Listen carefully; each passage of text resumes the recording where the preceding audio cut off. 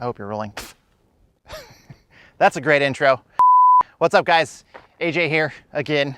And today we're out in the middle of nowhere shooting the 5 things that I dislike about the Jeep, along with my 27,000 friends that are flying around my face right now and how much I dislike them. So stick around. My name's AJ, like I said 20 seconds ago, and FOTOR&R on Instagram. Let's go have some fun. All right, great.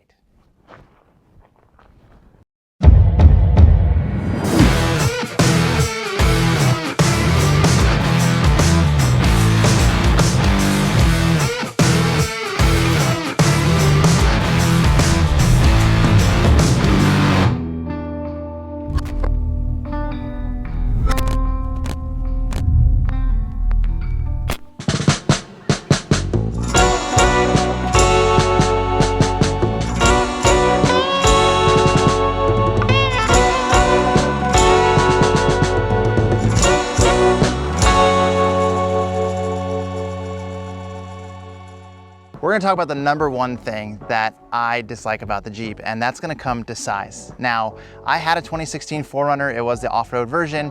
I went to buy a Rubicon back in 2016, and I picked the 4Runner over that because of this particular thing that I'm trying to learn how to get over it, which we've done by putting other things in here, but that's besides the point. The size of the Jeep, it's just too small. When you get inside of it, it's very narrow, and it feels like you're just super close to the person next to you. There's no dashboard. It's literally just a windshield. And I'm 6 foot tall and I have the seat all the way back, and I still feel a little bit cramped. Then cargo room, as soon as I got this thing, put Ollie back in the back seat, in the car seat, and it was just weird. It's just awkward. Everything's straight up and down. Like, it's just a very weird, unique vehicle. Now, don't hate me for this, because I know a lot of you guys love these things. I get it, but I just don't particularly feel like it fits exactly what I need in the stock form, or hauling a family around. That's just me, and it's an opinion, so don't get super upset with me, all right? So that's definitely one of the things, or the number one thing for me that I dislike about the Jeep is size. But it's also, gotcha, it's also one of the things that I actually like as well, but we'll get into that later. If you want to see what I've done to the Jeep to get over the size factor, check out this video up here about the interior things that we've done to the Jeep to make it work for our adventures. Number 2, now, this might not be something that you agree with. Again, it's just my opinion. The interior of these things are just not as quiet as some of the vehicles that I've owned before. So that's something that I've needed to get used to, and I just can't. It's just super noisy. I'm on the phone for work all the time when I'm traveling. So talking on the phone in this thing, you need to put an earpiece in to actually hear someone, opposed to going over the speaker system or whatnot. Also, just to even like talk to somebody so they don't hear a bunch of wind noise or just noise in general. I've always gotten complaints on it. So that's the second thing. The reason why is I kind of understand it. Like, you can take these doors off, you can take the roof off, you can take the top off, and that's a super cool feature. But for me, I don't know. Also, like, you can get the, I guess you can say, the padding or the liners or whatnot from these aftermarket companies. Jeep does sell them. I just didn't put them in just because I didn't want to spend the extra money to do that.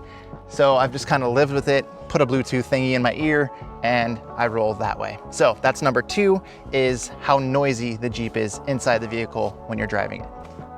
The third thing, come here, come with me. Plastic fenders. I get it again, I do. Would I ever do the black again? Absolutely not. First week I had this thing, just using the Jeep like you should be using a Jeep.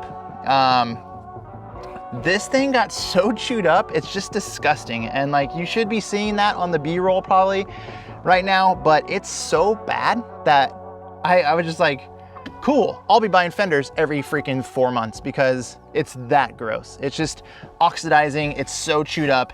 And it's just something that I wasn't used to, having these nice fenders outside or exterior of the Jeep and making it look all cool. But I would definitely do the color fenders next time.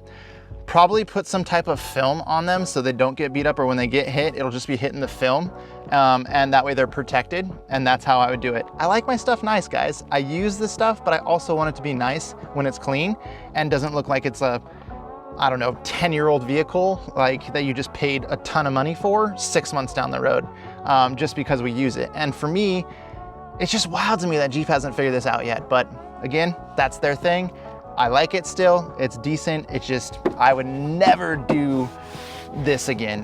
No, it's horrible. And it's not even the fenders, it's even the rock rails, like everything's chewed up, and it's just like, that's a lot of money. One other thing about the fenders too, and if you own a Jeep, you'll totally understand what I'm talking about, but the rocks get stuck in between the fenders and the paint.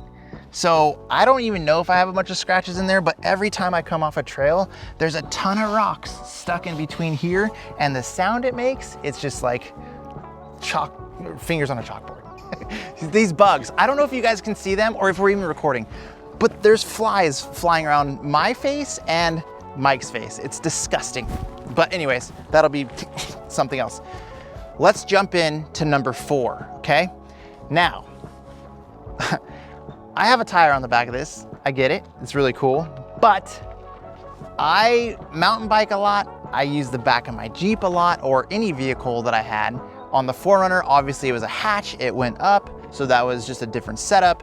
And I'm just not a fan of the tailgate and how it opens. I never was before. On my 4Runner, I got a dual gate system. If someone parks too close to you in the city, you're screwed. You're not getting back here because you can't open it. It's insane. When you have a bike rack, you have to get an extension to get past the, the 5th spare wheel. And it's just a pain in the ass. Like the way I've put this stuff in the back, it's totally organized, but I literally have to lower the rack. Oh no, sorry, let's back up. I gotta take the bike off first, lower the rack, and then I can finally get into it.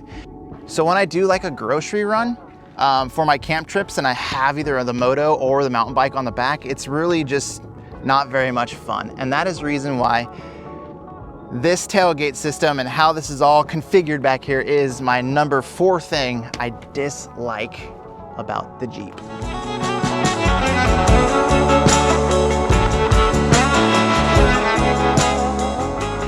Number 5, guys. Now, this is a tricky one or a tough one. We all know that prices of vehicles have like basically shot through the roof, okay?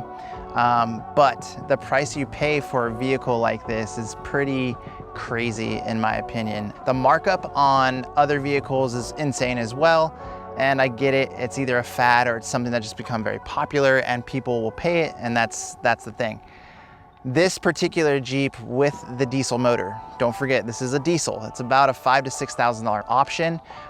Don't quote me on the price, but this particular Jeep with the options that I did, it is a Rubicon 2020 diesel.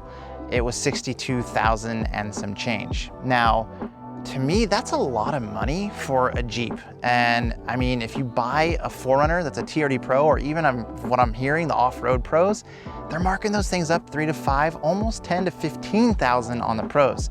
So I don't know. I just think for the money, $62,000, it's a lot of money. But in change, you do get a lot of options on this thing, and that is something we're going to talk about next week on the 5 things that I love about the Jeep Wrangler Rubicon.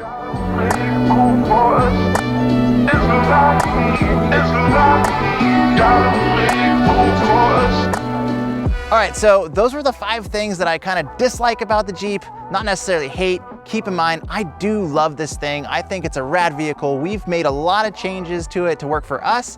So with that in mind, next week, check us out.